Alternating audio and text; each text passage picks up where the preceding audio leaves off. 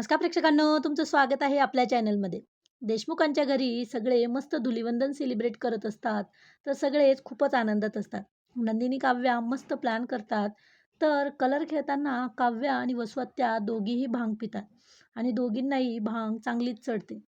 दोघी एकमेकींच्या समोर येतात, तर काव्या म्हणते, "मी फिस्कारलेली मांजर आहे. तू कोण आहे?" तर वसुहत्या म्हणते, "मी गरीब मांजर आहे." काव्या म्हणते, "आपण दोघी मांजर आणि दोघीही खेळायला लागतात." वसुहत्या काव्याला म्हणते, "तुमच्या घरात पण मांजर आहे का?"